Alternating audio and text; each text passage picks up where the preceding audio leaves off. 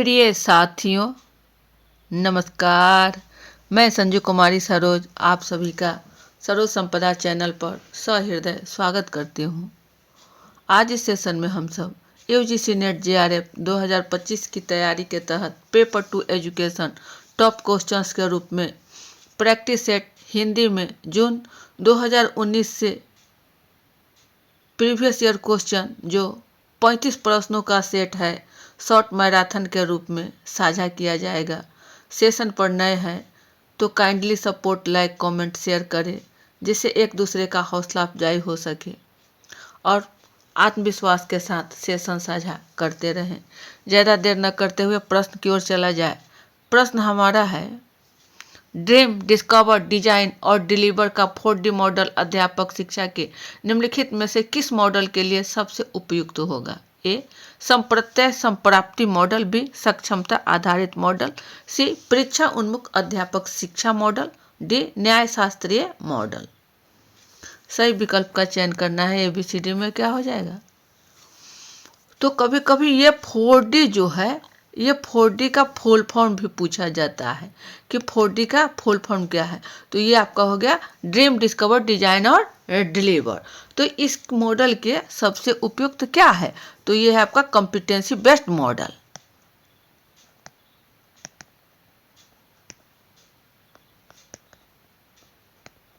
यानी सक्षमता आधारित मॉडल, ऑप्शन बी की ओर है। इसमें जो व्यक्ति की गति होती है सीखने की, वह साक्ष्य एकत्र करने के, साक्ष्य, सबूत, सफल आजीवन सीखने वाले या सक्षमताओं का संग्रह भी है।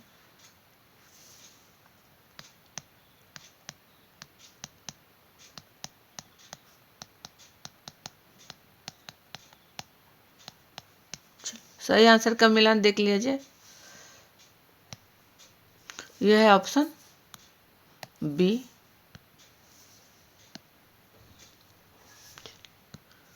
नेक्स्ट क्वेश्चन, निम्नलिखित में से कौन से कारक पाठ्यचर्या में परिवर्तन को प्रभावित करते हैं? 1, सामाजिक सांस्कृतिक संदर्भ। 2, राजनीतिक सरोकार। 3, राष्ट्रीय प्राथमिकताएं। 4, धार्मिक संबद्धता। 5, हितधारकों की आवश्यकताएं और आकांक्षाएं। ABCD में कोई 3 कथन को चयन करना है। कौन हमारा सही हो जाएगा?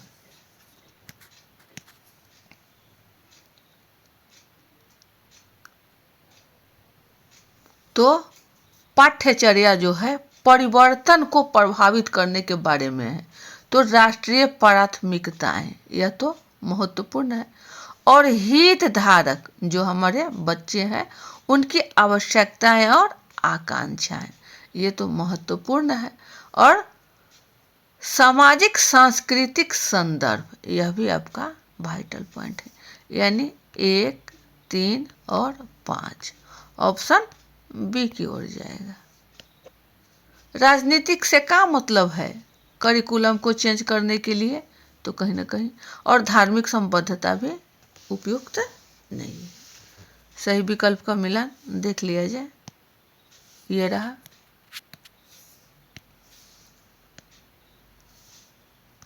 नेक्स्ट क्वेश्चन 3 की ओर, परीक्षण की किस विधि में विद्यार्थी को अपनी उपलब्धि दर्शाने की इष्टतम गुंजाइश रहती है? ए, गति परीक्षण। बी, क्षमता परीक्षण। सी, विशुद्धता परीक्षण। डी, मानक परीक्षण। क्या होगा सही विकल्प हमारा ABCD में? तो परीक्षण जो है, ये परीक्षण, टेस्टिंग, या जो छात्र है उनकी कार्य कुशलता में विशिष्ट योग्यता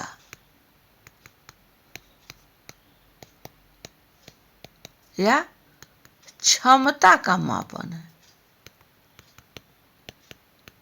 तो क्या हो जाएगा? क्षमता परीक्षण, ऑप्शन बी की ओर। इष्टतम, सबसे अच्छी जो उपलब्धि दर्शाने वाले हो।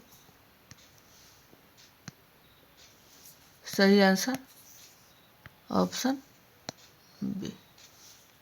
नेक्स्ट क्वेश्चन 4 की ओर।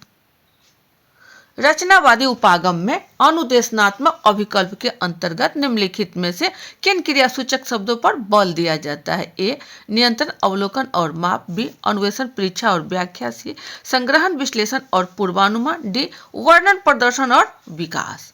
क्या होगा सही विकल्प हमारा? ए बी सी डी के दिए गए ऑप्शन से रचनावादी अभिकल्प के अंतर्गत क्रियासूचक शब्दों पर बल की बात पूछा जा रहा है। तो सबसे पहले अन्वेषण। अन्वेषण मतलब खोज करना। इसमें गहराई होती है। उसके बाद परीक्षा माने प्रश्न पूछना। यहाँ बालक जो है वह अपनी सीख की प्रक्रिया को मजबूत करता है या सीखता है। अन्वेषण, परीक्षा और व्याख्या। व्याख्या तो जो कुछ भी बच्चे हैं वो अपने ज्ञान की व्याख्या करते हैं। यहाँ नए नए कौशल सीखने पर जो समय प्रदान किया जाता है वह उपयुक्त होता है। व्याख्या के अंतर्गत हमारा सही विकल्प बी की ओर होगा। अन्वेषण, परीक्षा और व्याख्या सही आंसर का मिला। नेक्स्ट क्वेश्चन 5 पर। किसने लोकतंत्र की परिभाषा दी कि यह जनता के लिए और जनता द्वारा चलाया जाने वाला शासन है? A Mahatma Gandhi. B Abraham Lincoln. C John F Kennedy. D George Washington. तो किसने कहा? यह है आपको अब्राहम लिंकन।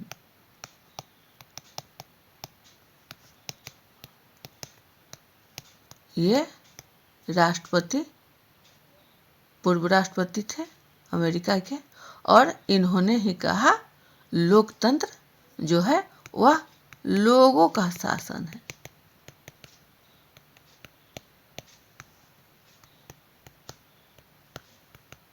इसकी प्रगति शासन एकमात्र लक्ष्य माना जाता है। कब? जब जनता के लिए और जनता द्वारा। तो अब्राहम लिंकन का ये कथन है। ऑप्शन हमारा बी हो जाएगा सही आंसर।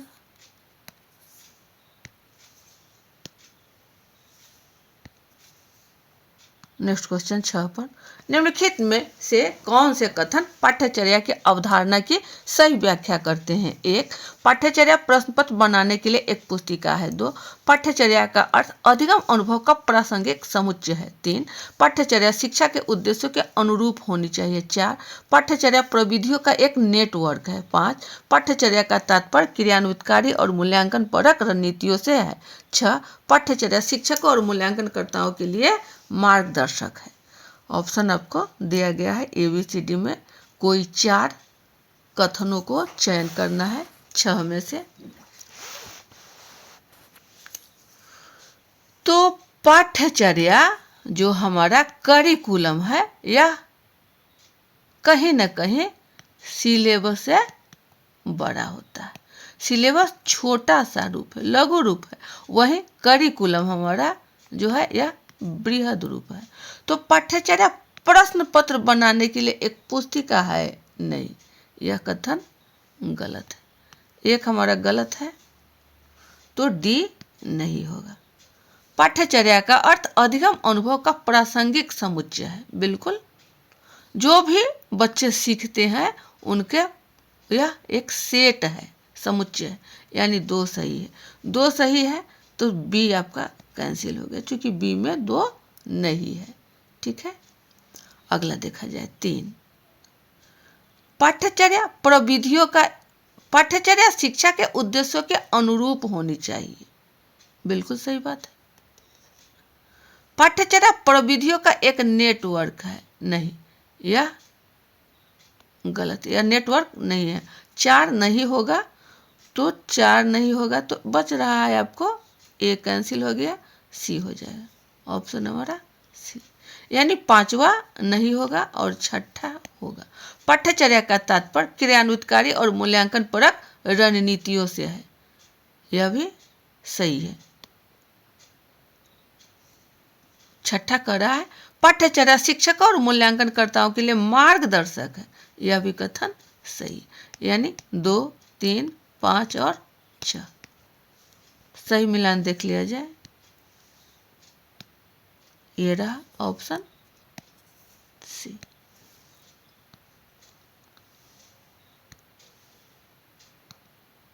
सातवां है निम्नांकित में से कौन से कथन समायोजन की प्रक्रिया को सही रूप से परिभाषित करते हैं? ए, समायोजन एक द्विदिशात्मक प्रक्रिया है। 2, समायोजन की प्रक्रिया के दौरान सामान्य और असामान्य दोनों व्यक्तियों में टकराव और हताशा के उदाहरण देखे जा सकते हैं। 3 है समायोजन के मानकों का अनुपालन शामिल होता है। 4, समायोजन नकारात्मक प्रबोलन से ज्यादा सकारात्मक प्रबोलन पर निर्भर करता है। 5, किसी व्यक्ति के समायोजन में सामूहिक चेतना महत्वपूर्ण भूमिका अदा करती है। कोई 3 आपको चयन करना है दिए गए 5 कथनों से।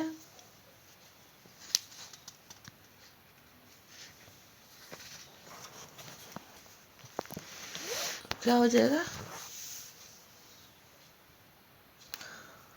तो यहाँ आ रहा है कि समायोजन एक द्विदिशात्मक प्रक्रिया है। समायोजन बिल्कुल सही है, यह दोनों तरफ से हो रहा है। दूसरा है समायोजन की प्रक्रिया के दौरान सामान्य और असामान्य दोनों व्यक्तियों में टकराव और हताशा के उदाहरण देखे जा सकते हैं। तो ये आपका सही है। जब हम कंप्रोमाइज करते हैं तो दोनों ओर नॉर्मल, अबनॉर्मल, हताशा और टकराव होते हैं, ये हमारा सही। 3 है समायोजन के मानकों का अनुपालन शामिल होता है। मानक कोई जरूरत नहीं है। समायोजन नकारात्मक प्रबोलन से ज्यादा सकारात्मक प्रबोलन पर निर्भर करता है, ऐसा कुछ नहीं है कि निगेटिविटी से ज्यादा। 5 कह रहा है किसी व्यक्ति के समायोजन में सामूहिक चेतना महत्वपूर्ण भूमिका अदा करती है। जो उसके पास कॉन्शसनेस है वह सभी कॉन्शसनेस जागकर वह समायोजन की स्थिति में जाता है, यह कथन सही है। यानी 1, 3 और 1, 2 और 5 ऑप्शन सी की ओर है, सही आंसर का मिलान।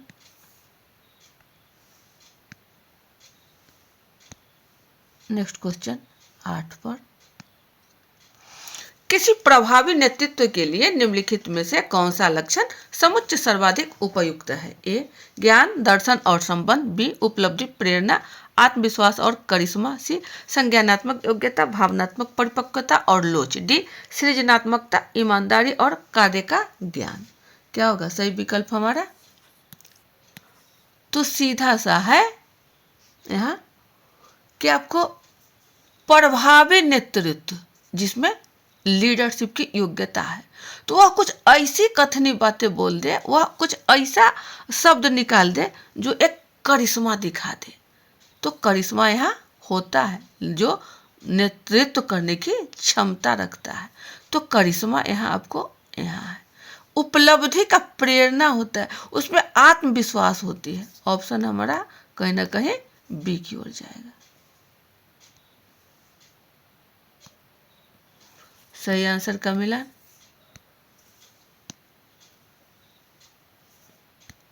नेक्स्ट क्वेश्चन 9 पर रचनावाद के 5 की अनुदेशनात्मक मॉडल को निम्नलिखित में से अधिगम के किस सैद्धांतिक आधार पर विकसित किया गया है?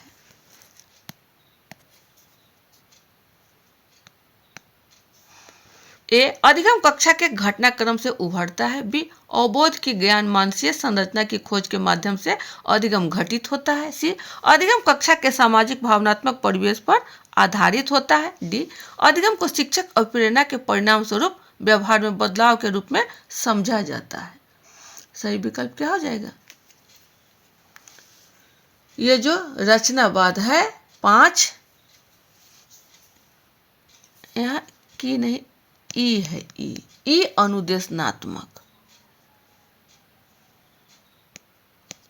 मॉडल जो है यह गैने द्वारा दी गई थी। गैने का ही 5 ई अनुदेशनात्मक मॉडल जो है अवबोध के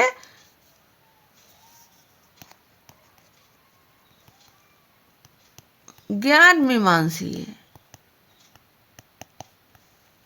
संरचना के अधिगम में घटित होता है। ज्ञान मीमांसीय, ज्ञान मीमांसीय यह खोज माध्यम से अधिगम घटित होता है। ऑप्शन हमारा बी हो जाए। यह है आपका गैने। सही आंसर देख लिया जाए। ये रहा।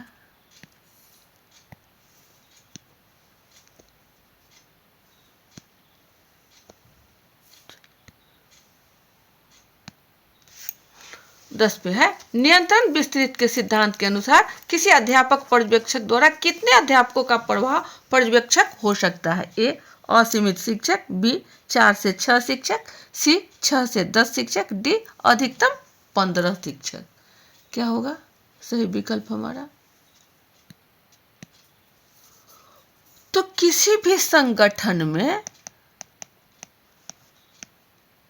कार्यकुशलता का जो स्तर है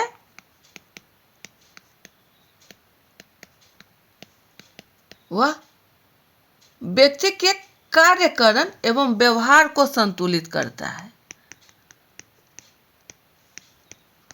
और उसके नियंत्रण विस्तृत की आवश्यकता होती है।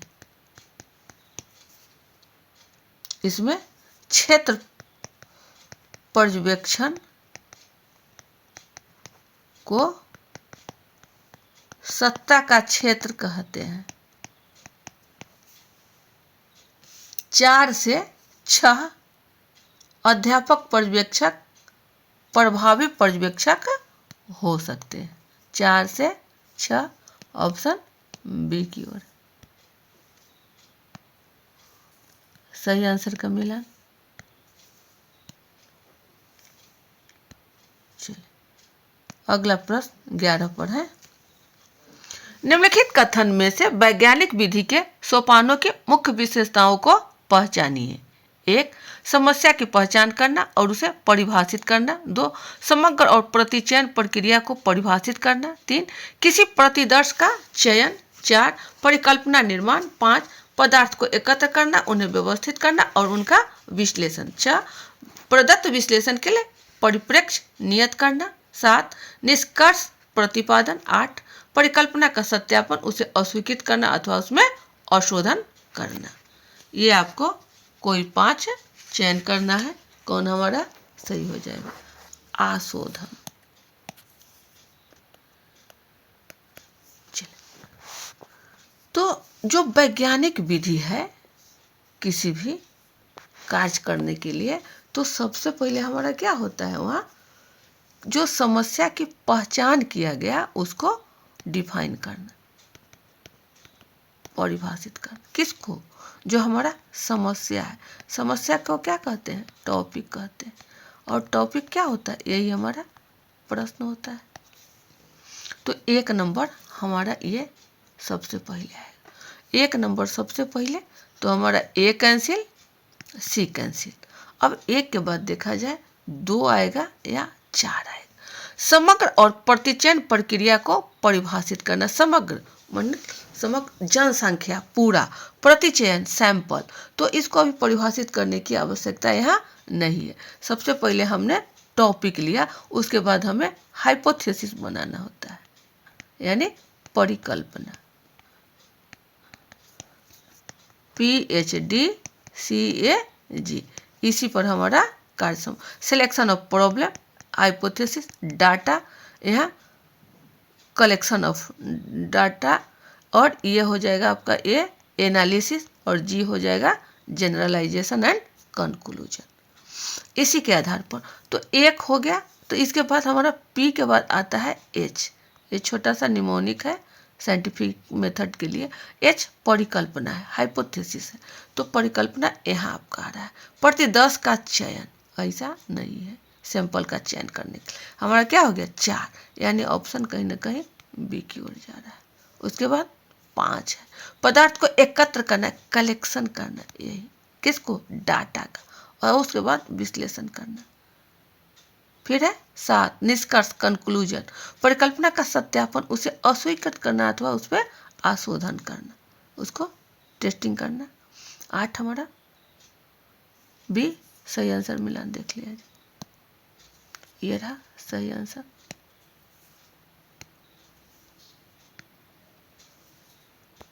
बढ़े अगला क्वेश्चन 12 पर।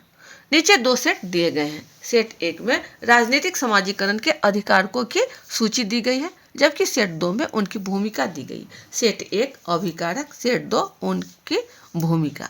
ए में परिवार, बी समकक्षी समूह, सी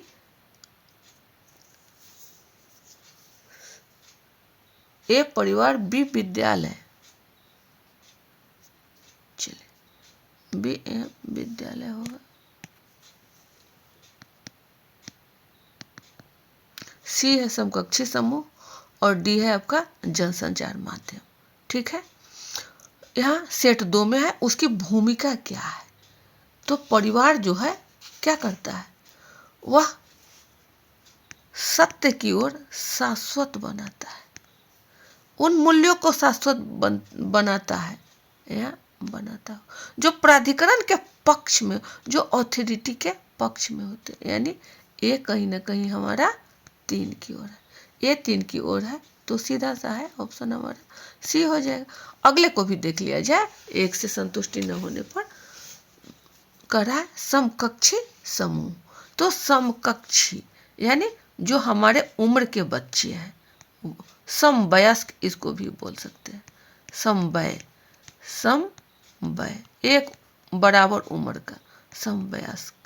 तो जो टोली बना करके बच्चे घूमते हैं, एक साथ करते हैं, वो हमारा समकक्षी समूह होते हैं। क्या हो जाएगा बी का। किशोरों की जीवन शैली और उनके दृष्टिकोण विकास को प्रभावित करता है, बी 4।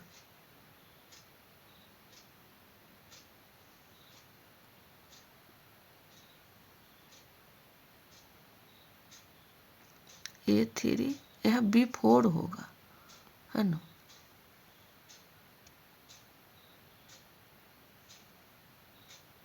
ए 3 नहीं, हाँ ठीक, अच्छा सी में है ना, समकक्षी समूह सी में है, तो सी 4 यहाँ ठीक है।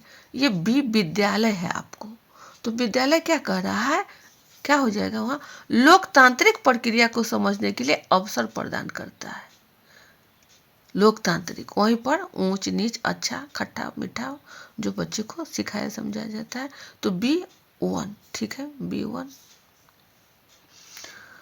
चले सी हो गया समकक्षी समूह किशोरों के लिए, और डी है जनसंचार माध्यम। तो राजनीतिक सूचना का स्रोत और राजनीतिक क्या है, आस्थाओं को आकार प्रदान करने में पक्षधर होते हैं। तो जनसंचार माध्यम डी जो है वो हमारा दूसरा हो जाएगा, सही है, ऑप्शन सी सही आंसर का मिला। A3 B1 C4 D2। यह है लोकतांत्रिक प्रक्रियाएं समझने के लिए अवसर प्रदान करता है।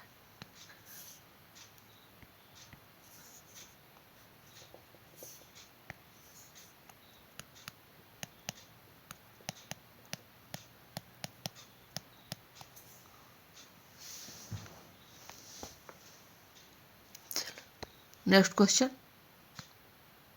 13 पर है, और निम्नलिखित में से कौन सी ई लर्निंग की विशेषताएं हैं। 1 अधिगमकर्ता को व्यक्तिगत उपलब्धि आत्मसात करने के लिए सक्षम बनाना। 2, स्वप्रसूत अधिगम का संवर्धन। 3, संज्ञानात्मक लोच को बढ़ाना।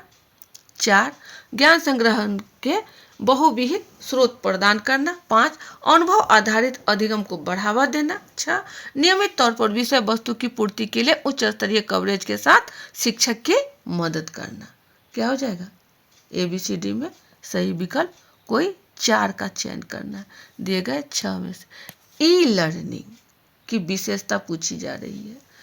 तो अधिगमकर्ता को व्यक्तिगत उपलब्धि आत्मसात करने के लिए सक्षम बनाना, कहीं ना कहीं एक हमारा उपयुक्त है। स्वप्रसूत अधिगम का संवर्धन, वो खुद को वृद्धि करेगा। संवर्धन मतलब वृद्धि करना। 3, संज्ञानात्मक लोच को बढ़ाना। नहीं, ये नहीं। ज्ञान संग्रह के बहुविध स्रोत प्रदान करना, ये सही है आपको। तो कहाँ जा रहा है? हम लोग डी में आ जाएंगे। 1, 2, 4 और 6।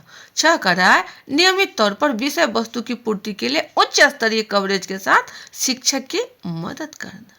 कहाँ? ई लर्निंग की विशेषता है। सही आंसर ये रहा आपका।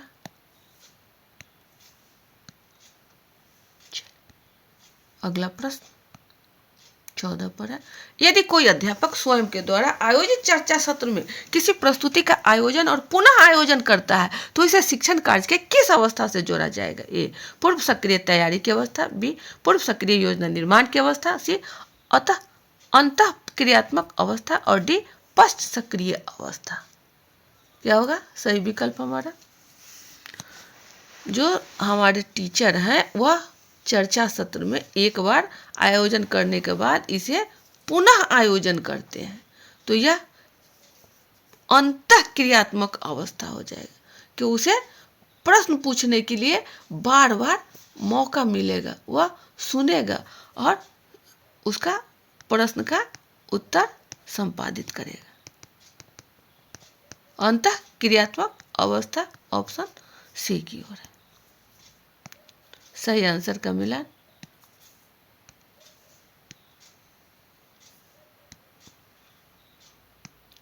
नेक्स्ट क्वेश्चन 15 पर। एक शिक्षक ई लर्निंग पोर्टल की मदद से संबंधित ज्ञान क्षेत्र में आत्मविश्वास प्रदर्शित करते हुए सूचना प्रस्तुत करता है। इसमें क्या शामिल हो सकता है? ए, नैतिकता की अवज्ञा। बी, अनुपयुक्त सूचना आच्छादन। सी, सुसंगति और प्रासंगिकता का अभाव। डी, तकनीकी कौशल का अभाव। क्या होगा सही विकल्प हमारा? ई लर्निंग पोर्टल की मदद से क्या कर रहा है? इसमें क्या शामिल हो सकता? तो अनुपयुक्त ये गलत हो जाएगा और अभाव गलत हो जाएगा। अभाव या नैतिकता की अवज्ञा यह शामिल हो सकता है। ऑप्शन ए की ओर सही आंसर का मिला।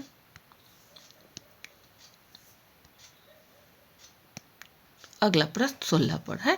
निम्नलिखित में से कौन सा कथन राजनीतिक आधुनिकीकरण की अवधारणा की उपयुक्त व्याख्या करता है? ए, किसी विशिष्ट उद्देश्य की प्राप्ति के लिए राजनीतिक परिवर्तन आवश्यक है। बी, राजनीतिक क्षेत्र में परिवर्तन की सामान्य प्रक्रिया समाज के अन्य क्षेत्रों से गहन रूप से संबंधित है। सी, समस्याओं के समाधान हेतु नई नीतियां प्रारंभ करने आदि के लिए राजनीतिक प्रणाली की क्षमता। डी, बेहतर ढंग से सीखने और राजनीतिक कार्य करने की योग्यता। प्रश्न है कि कौन उपयुक्त व्याख्या करता है? क्या हो जाएगा? तो राजनीतिक क्षेत्र में परिवर्तन की सामान्य प्रक्रिया समाज के अन्य क्षेत्रों से गहन रूप से संबंधित है। ऑप्शन हमारा बी हो जाएगा। सही आंसर का मिला।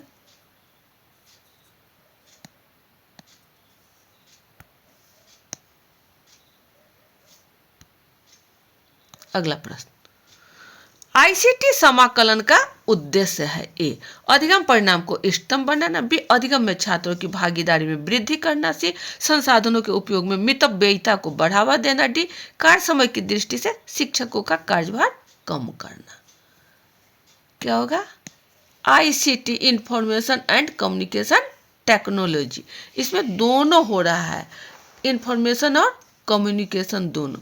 तो इससे क्या होता है कि बच्चे में रुचि जगती है और वह जो पाठ पढ़ाए जाते हैं उसमें रोचकता आती है, जो बच्चों को इष्टतम बनाने में, यानी जो सबसे अंतिम बिंदु है वहां तक प्राप्त करने में उसे सार्थकता हासिल होती है। ऑप्शन हमारा ए की ओर हो जाए। सही आंसर का मिला।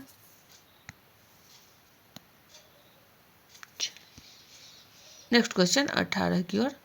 कॉलेज विश्वविद्यालय स्तर पर विकास है तो निम्नांकित में से कौन सा यूजीसी अभिप्राय को दर्शाता है? ए, पाठ्यचर्या को जीवन स्थितियों से संबद्ध किया जाना चाहिए। बी, पाठ्यचर्या को यदि संभव हो तो प्रत्येक वर्ष नहीं तो हर 3 वर्षों में बदला जाना चाहिए। सी, पाठ्यचर्या को विषय केंद्रित होना चाहिए। डी, चयन आधारित क्रेडिट प्रणाली को विश्वविद्यालय की पाठ्यचर्या का भाग होना चाहिए। ई, सेमेस्टर पाठ्यचर्या अधिगमकर्ताओं की सहभागिता अधिक सार्थक ढंग से सुनिश्चित करता है। कोई 3 कथन को चयन करना है। यूजीसी क्या दर्शाता है कॉलेज स्तर पर, यही ना है। तो हर 3 वर्ष में बदलना चाहिए, ये तो आपका बिल्कुल वाइटल पॉइंट है। बी होना ही होना है।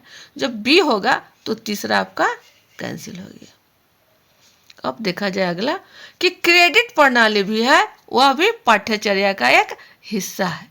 क्रेडिट प्रणाली यानी डी भी होगा। बी और डी हो गया। तो बी और डी यहाँ भी है, यहाँ भी है, एक आपका कैंसिल हो गया। अब देखा जाए सी, पाठ्यचर्या को विषय केंद्रित होना चाहिए। पाठ्यचर्या एक छोटा सा क्षेत्र नहीं है, यह बृहद है, बहुत बड़ा है। तो सिर्फ विषय सब्जेक्ट सेंटर्ड होकर के यह बंधा सा महसूस करेगा। यह पाठ्यक्रम नहीं है, यह पाठ्यचर्या। तो सी नहीं होगा, सी हमारा होगा ही नहीं। तो सी नहीं तो 1 कैंसिल, 2 कैंसिल, 3 कैंसिल, सीधा सा है डी। बी, डी और ई देख लिया जाए। सेमेस्टर पाठ्यचर्या अधिगमकर्ताओं की सहभागिता अधिक सार्थक ढंग से सुनिश्चित करता है। बी, डी और ई ऑप्शन 4 की ओर सही आंसर।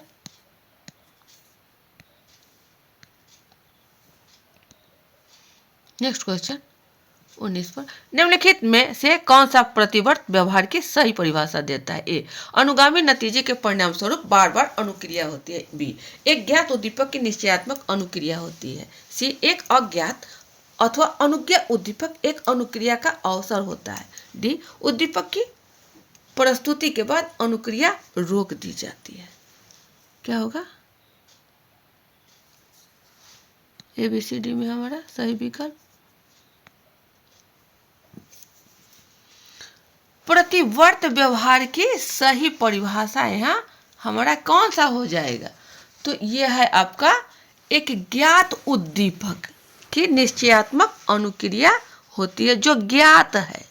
उद्दीपक जिसको हम देखकर कुछ सीखते समझते हैं और तब जाकर निश्चय रूप में ही हम उसका रिस्पॉन्स देते हैं, अनुक्रिया करते हैं उसका।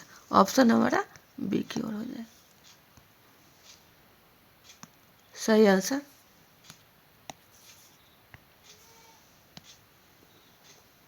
चलिए अगला प्रश्न 20 की ओर। निम्नलिखित में से कौन सा अध्यापक शिक्षा पाठ्यक्रम की गुणवत्ता में सुधार करने के लिए प्रत्यक्ष रूप से संबंधित है? ए, शैक्षिक भ्रमण, दौरा और यात्रा। बी, प्रशिक्षु अध्यापकों द्वारा ICT का अध्ययन। सी, अंतर्विष्ट प्रतिपुष्टि सहित विद्यालय संबद्धता, इंटर्नशिप पर बल देना। डी, विभिन्न विषयों पर विशिष्ट वार्ता। पूछा जा रहा है अध्यापक शिक्षा, टीचर एजुकेशन, पाठ्यक्रम करिकुलम की गुणवत्ता में सुधार के लिए क्या सही होना चाहिए? तो इंटर्नशिप पर बल दिया जाता है। यहाँ इंटर्नशिप जो छात्र अध्यापक होते हैं,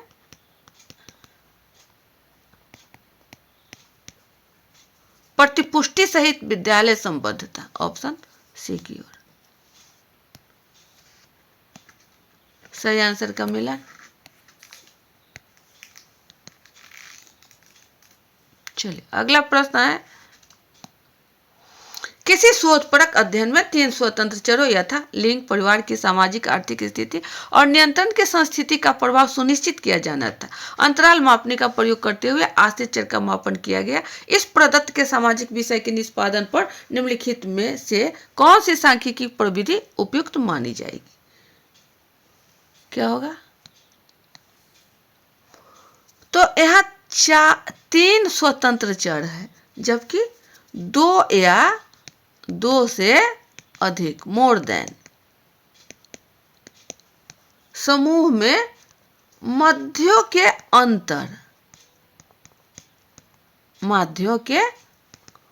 अंतर की सार्थकता की जांच क्या होता है? F test. ऑप्शन हमारा ए हो जाएगा। वही यदि हम टी टेस्ट लगाते तो यहाँ ज्यादा श्रम की आवश्यकता होती और यह अधिक खर्चीला हो जाता। ऑप्शन ए, एफ परीक्षण। नेक्स्ट क्वेश्चन 22 की ओर। यदि किसी अध्यापक के शिक्षण का मूल्यांकन अधिगमकर्ता द्वारा किया जाना हो तो उस कक्षा के लिए निम्नलिखित में से किस विशिष्ट अधिगमकर्ता समूह का चयन किया जाना चाहिए? ए, वे विद्यार्थी जो बीच में ही पढ़ाई छोड़ चुके हैं। बी, वे विद्यार्थी जो अच्छे अंक प्राप्त करते हैं तथा नियमित तौर पर कक्षा में उपस्थित रहते हैं। सी, वे विद्यार्थी जो अच्छे अंक प्राप्त करते हैं किंतु कक्षा में नियमित तौर पर उपस्थित नहीं रहते हैं। डी, वे विद्यार्थी जो अध्यापकों के व्यक्तित्व का मूल्यांकन करते हैं। क्या होगा सही विकल्प? ABCD में। तो अधिगमकर्ता जो बच्चे हैं उनका हम मूल्यांकन कब करेंगे? पढ़ाई छोड़ चुके हैं, नहीं होगा। जो उपस्थित नहीं रहते हैं, नहीं होगा। जो अध्यापक के ही व्यक्तित्व का मूल्यांकन करते हैं, नहीं हो। क्या होगा? वे विद्यार्थी जो अच्छे अंक प्राप्त तो करते हैं लेकिन साथ में तथा नियमित तौर पर कंटिन्यूटी कक्षा में उपस्थित रहते हैं। ऑप्शन नंबर बी सही आंसर कब मिला?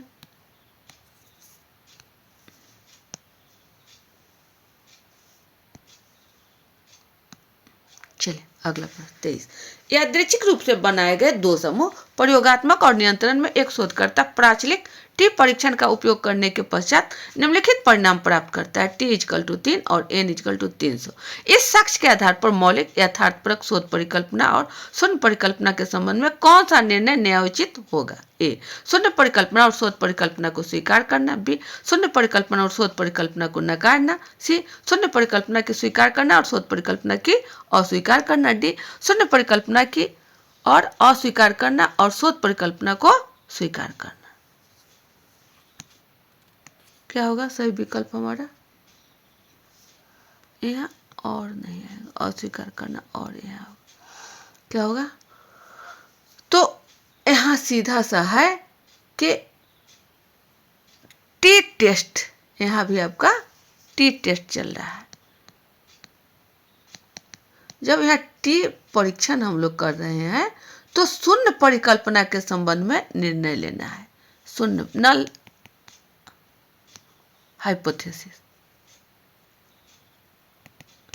शून्य परिकल्पना। तो शून्य परिकल्पना को अस्वीकार करेंगे और शोध परिकल्पना जो है उसको हम स्वीकार करें। ऑप्शन हमारा डी हो जाएगा।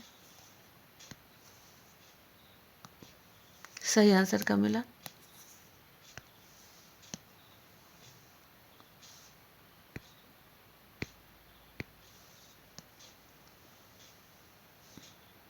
चलिए अगला प्रश्न 24।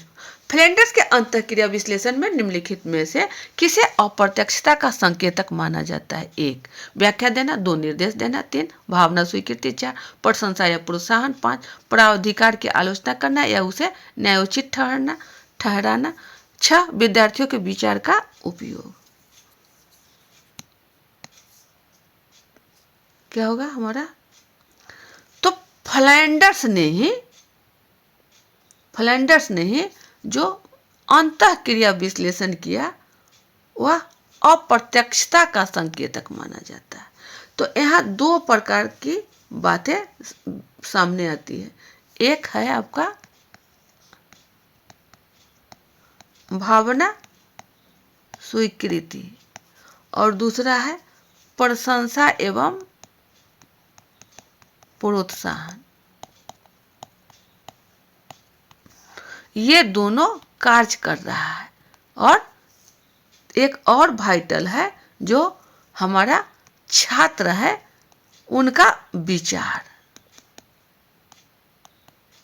ये तीन आपको अप्रत्यक्षता के संकेतक के रूप में। तो फ्लैंडर का जो है अंतःक्रिया विश्लेषण, यह आपको शाब्दिक और अशाब्दिक, वर्बल और नॉन वर्बल, ये दो जो है आपको फ्लैंडर्स का अंतःक्रिया विश्लेषण,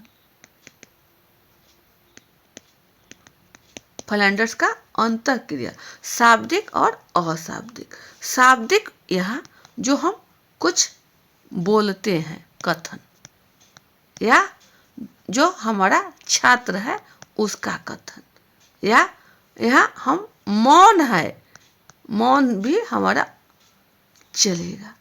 अशाब्दिक जो कुछ भी नहीं कहा जा रहा है, शब्द में नहीं है। यहाँ जो कथन हमारा यानी शिक्षक का जो कथन है, यह आपको क्या कह रहा है, व्याख्या देता है सब्जेक्ट का। और क्या दे रहा है, तो यह छात्रों को निर्देश दे रहा है। और क्या दे रहा है, तो छात्र की आलोचना करता है। ये शिक्षक के द्वारा, वही जो हमारा छात्र का है।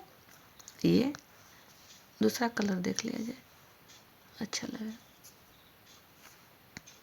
चलिए, ये छात्र जो है, छात्र का क्या है, या छात्र सिर्फ मौन रह करके सुनते हैं, या छात्र का जो विचार होता है उसको प्रकट किया जाता है। तो ये जो है आपको शिक्षक कथन, छात्र को जो निर्देश दिया गया, या छात्र जो जिनके बारे में आलोचना किया गया, ये तीन, व्याख्या देना, निर्देश देना, आलोचना करना, ये हमारा प्रत्यक्ष है, सामने डायरेक्ट रूप से। और यहाँ अप्रत्यक्ष का संकेतक का प्रश्न पूछ रहा है, तो अप्रत्यक्ष में क्या हो जाएगा, विचार की स्वीकृति, हमने उसको सिर हिला करके विचार को मान ली। प्रशंसा करना, बहुत अच्छा, बहुत सुंदर, उसे प्रोत्साहन देना, गुड, वेरी गुड। उसके छात्र जो सोचता है, उसका जो विचार है उसका उपयोग करना, विचार का उपयोग करना। और जो हम पूछते हैं, प्रश्न पूछना, ये हमारा क्या हो जाए, शाब्दिक रूप से। तो ये जो है आपका क्या है, ये आपका सारा का सारा अप्रत्यक्ष,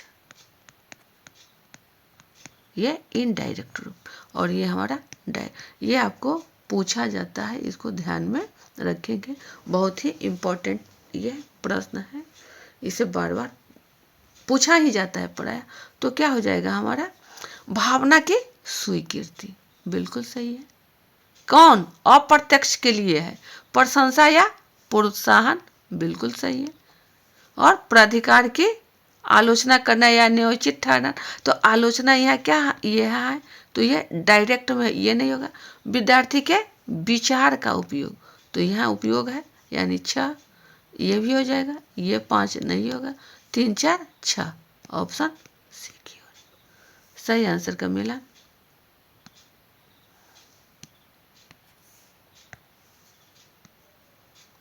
चलिए अगला प्रश्न 25 की ओर। निम्नलिखित दो सेटों में सेट 1 शिक्षा पर विभिन्न आयोग का उल्लेख करता है और सेट 2 इसके प्रमुख सिफारिशें को दर्शाता है।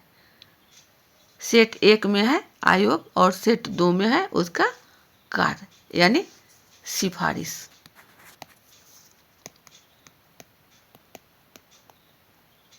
चलिए, माध्यमिक शिक्षा आयोग कब आया वह जान जाए तो 1952-53 में। शिक्षा आयोग 64-66, और यह शिक्षा आयोग जो है कोठारी आयोग के नाम से भी जाना जाता है ना। राष्ट्रीय शिक्षक आयोग 1980 पहला, और शिक्षक शिक्षा पर उच्च अधिकार प्राप्त आयोग 2012। शिक्षक शिक्षा, टीचर एजुकेशन 2012। तो इसमें कौन सा हमारा मिल जाएगा? तो ये जो है आपका माध्यमिक शिक्षा, यह जो है यहाँ पर प्रसार सेवा विभाग की स्थापना कहीं ना कहीं हमारा 3 की ओर है। ए, बी, सी और डी ऐसे मिला ले। तो A3 एक ही ऑप्शन में है, आपको सी में मिल गया आंसर, लेकिन और को भी देख लिया जाए। B1 यानी शिक्षा आयोग, एक मॉडल विद्यालय के साथ विद्यालय संकुल की स्थापना। B1 यह पूछा भी जाता है कि विद्यालय संकुल की स्थापना किन की देन है, तो यह है आपको कोठारी आयोग की। कब आया कोठारी आयोग? तो 64-66, और ध्यान रखेंगे 64, और कोठारी में भी आपको ठ आता, और इसे सिया शिक्षा आयोग भी कहा जाता है। तीसरा है आपका राष्ट्रीय शिक्षक आयोग 1980। इसमें सेवारत प्रशिक्षण, सेवा पूर्व और सेवारत नहीं, सेवारत प्रशिक्षण लघु अवधि के लिए, ये सी आपका 4 होगा। C4, तो डी हो जाएगा 2। बात खत्म, सी ऑप्शन सही आंसर का मिलन।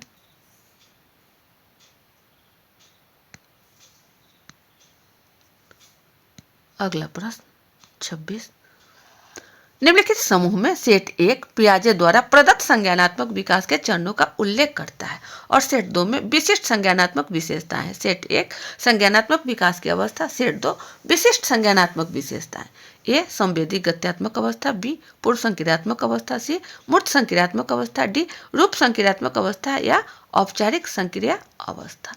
ये आपको 4 जो है क्रम से है, और इसको मिलाना है कि किसका कौन क्या रहा है। तो संवेदी यानी संवेदना, सेंसिटिविटी कहाँ हो जाएगा?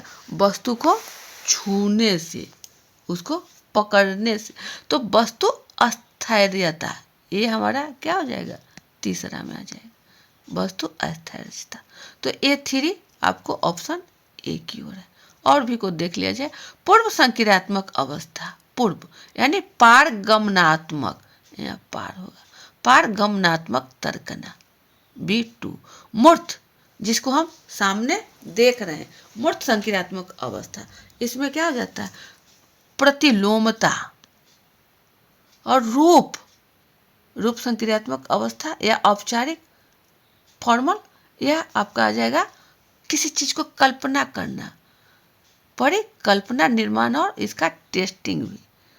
तो विकल्प हमारा A3, B2, C4 और D1 आंसर का मिलन ये रहा। अगला प्रश्न 27 की ओर, यदि कोई शिक्षक ऐसा उपलब्धि परीक्षण विकसित करता है जिसमें उच्च काठिन्य वाले प्रश्न सर्वाधिक हैं और उसमें विभिन्न विषय वस्तु अनुक्षेम शामिल हो, तो यह निम्नलिखित में से किसका उदाहरण है? ए स्थानन हेतु मूल्यांकन, बी निर्माणात्मक मूल्यांकन, सी नैदानिक मूल्यांकन, डी संकलनात्मक मूल्यांकन। क्या होगा सही विकल्प हमारा? तो कहीं भी आपको मिले टेस्टिंग में कि काठिन्य, कठिनाई, डिफिकल्टी लेवल, तो ये हमारा उसको क्या करना, डायग्नोस्टिक करना होता है, डायग्नोस्टिक इवैल्यूएशन, कि बच्चे को उसको निदान करने के लिए जो कठिन है तो उसको क्या करेंगे, निदान, यानी नैदानिक मूल्यांकन। ऑप्शन सी की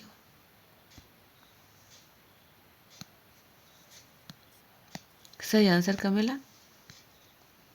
चलिए अगला प्रश्न 28 है,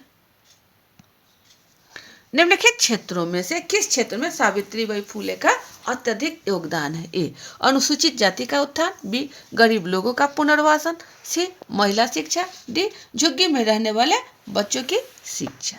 सावित्रीबाई फुले तो इन्होंने महिला शिक्षा पर विशेष जोर दिया और ये पहली क्रांतिकारी महिला थी जो एक दार्शनिक के रूप में, एक शिक्षिका के रूप में, भारतीय समाज सेवी के रूप में विख्यात हुई है। महिला शिक्षा के लिए इन्होंने पुनर्विवाह के लिए प्रोत्साहित किया था।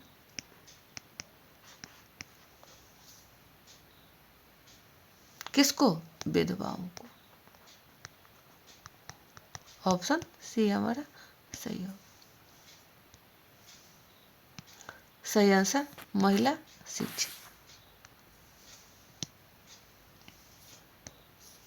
29 पर है, निम्नलिखित में से कौन से मुक्त और दूरस्थ शिक्षा पाठ्यक्रमों में शैक्षिक प्रौद्योगिकी के अनुप्रयोग के उदाहरण है? 1 मॉड्यूलर अनुदेशात्मक सामग्री, 2 व्यक्तिगत संपर्क कार्यक्रम, 3 बृहद मुक्त ऑनलाइन पाठ्यक्रम, 4 एडुसेट आधारित अनुदेश, 5 एक विख्यात विद्वान का मॉडल व्याख्यान, 6 पुरातात्विक स्थलों का दौरा।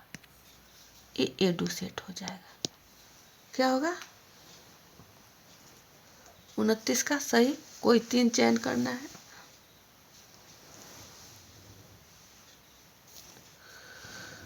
तो यहाँ सीधा सा है कि प्रौद्योगिकी, टेक्नोलॉजी, तो मॉड्यूलर अनुदेशात्मक सामग्री सही है आपका।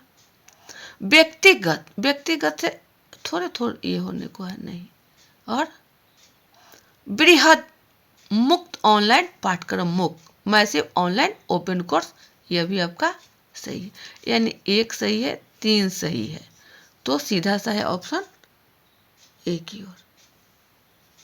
4 एडुसेट आधारित, जब यहाँ दूरस्थ है तो एडुसेट ठीक है। 5वां का विख्यात विद्वान का मॉडल व्याख्यान नहीं। पुरातात्विक स्थलों का दौरा नहीं। 1, 3 और 4 ऑप्शन ए की ओर। सही आंसर का मिलान।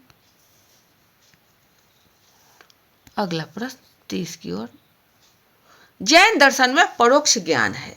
ए इंद्रिय जन्य ज्ञान, बी अनुमान जन्य ज्ञान, सी सत्ता से व्युत्पन्न ज्ञान, डी अतीन्द्रिय ज्ञान। क्या होगा सही विकल्प? जैन दर्शन जो है वो हमारा अतीन्द्रिय ज्ञान है।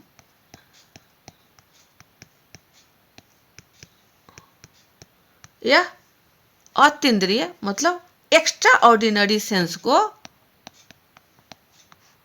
प्राप्ति में मस्तिष्क जो है अचेतन भाग के क्रम में सेंटर पर यह कार्य करता है, लेकिन आज्ञा चक्र का उपयोग बढ़ जाता है। अतीन्द्रिय ज्ञान ऑप्शन डी की ओर।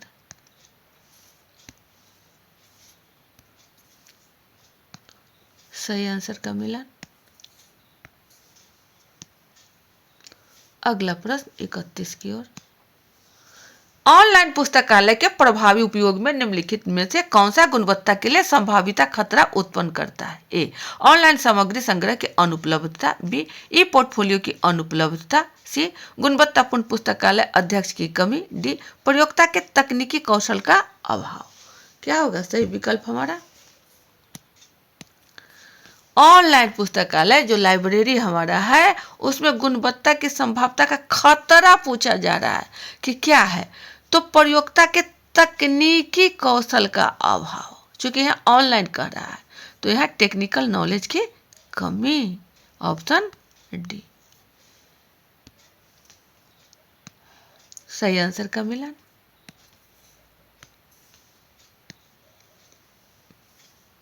चलिए 32 में है, किस अभिक्रमित अनुदेशात्मक अभिकल्प में ढांचा कम प्रदर्शन, त्वरित और विमुक्ति पैटर्न का अनुसरण करता है? ए रेखीय अभिक्रमित, बी शाखीय अभिक्रमित, सी श्रृंखलित अभिक्रमित और डी कंप्यूटर चालित अधिगम और शिक्षण अभिक्रमित। क्या हो जाएगा सही आंसर? आपको आ गया श्रृंखलित अभिक्रमित। ऑप्शन सी श्रृंखलित यानी श्रृंखला में। और इसका जो विकास हुआ यह भी जान ले 1962 में गणित विषय पर लेकर करके। ये थे आपको थॉमस एफ गिलबर्ट। उन्होंने श्रृंखला अभिक्रमित मतलब पार्ट पार्ट, जैसे पेड़ को कई एक भागों में विभक्त रहता है, उस हिसाब से उसमें जो अंग है वो उसके टुकड़े टुकड़े में कर करके पार्ट श्रृंखला में और अभिक्रमित सीक्वेंस में कर देना, यह हमारा गिलबर्ट का था। इन्होंने इसकी 1962 में परिकल्पना की। ऑप्शन सी हमारा सही हो जाएगा। चलिए अगला प्रश्न 33 में है, निम्नलिखित दो सेटों में सेट एक शिक्षक की शिक्षा के संदर्भ में कोठारी आयोग के द्वारा दिए गए सुझाव का उल्लेख करता है, जबकि सेट दो संबंधित लक्षित अवस्था समूह प्रदान करता है। सेट एक और सेट दो, ए है आपको द्विवर्षीय प्रशिक्षण, बी 230 कार्य दिवसों के साथ एक वर्षीय प्रशिक्षण पाठ्यक्रम, सी ग्रीष्मकालीन प्रशिक्षण संगठन, डी पत्राचार पाठ्यक्रम एवं अध्ययन अवकाश। मिलाना है, सही क्या हो जाएगा? देखा जाए यहाँ डी कह रहा है कि पत्राचार पाठ्यक्रम एवं अध्ययन अवकाश। तो पत्राचार पाठ्यक्रम और अध्ययन और इसके लिए छुट्टी, तो यह किसके लिए है? अध्ययन का अवकाश किसको मिलेगा? जो अप्रशिक्षित होंगे। ऑप्शन डी, डी का 2 एक में ही है, वो है ऑप्शन ए। अगला देख ले कि द्विवर्षीय प्रशिक्षण प्राथमिक स्तर पर, प्राइमरी लेवल पर पूर्व प्रशिक्षण, जो डिप्लोमा है डीएलएड, वो हमारा सेवा पूर्व, सही है। और 230 कार्य दिवस जो है वह आपका सेकेंडरी लेवल पर है, माध्यमिक शिक्षा जिसमें पूर्व प्रशिक्षण 230 यानी 4 की ओर, बी 4। और ग्रीष्मकालीन प्रशिक्षण संगठन, तो ये कहीं ना कहीं ग्रीष्मकालीन किसको मिलेगा? तो जो सेवा में है, सेवारत इन सर्विस स्टाफ, उनके लिए है। ऑप्शन हमारा ए हो जाए, सही आंसर का मिला। अगला प्रश्न 34 की ओर, चार्ल्स गैलोवे के प्रेक्षण प्रणाली में मुख्य अंतर्निहित मान्यता क्या है? ए शाब्दिक प्रशिक्षण संघ होना चाहिए, सघन होना चाहिए, प्रशिक्षण सघन, बी शाब्दिक संप्रेषण शिक्षण अधिगम प्रक्रिया का पर्याप्त आधार है, सी अशाब्दिक कार्यकलाप का कक्षा में अधिक महत्व नहीं है, डी कक्षा में अंतःक्रिया के दौरान अशाब्दिक संप्रेषण अधिक प्रभावी हो सकता है। क्या होगा सही विकल्प हमारा? अभी हम लोगों ने देखा कि चार्ल्स गैलोवे में पीछे कि प्रत्यक्ष और अप्रत्यक्ष दो प्रकार का संप्रेषण था। दोनों में हम लोगों ने देखा कि छात्र का कौन कौन सी बातें हैं और शिक्षक की कौन कौन सी बातें हैं। तो कक्षा में अंतःक्रिया के दौरान, अंतःक्रिया मतलब छात्र और शिक्षक एक दूसरे के साथ आमने सामने होकर जो सीखते सिखाते हैं, उसके दौरान अशाब्दिक संप्रेषण अधिक प्रभावी हो सकता है। सिर हिला देना, पीठ थपथपा देना, आंखों से इशारा कर देना, ये सब क्या है? हमारा अशाब्दिक संप्रेषण है। तो इससे क्या होता है? अंतर्निहित यह प्रेक्षण प्रणाली में है हमारा। ऑप्शन डी की ओर हो जाएगा, सही आंसर का मिला।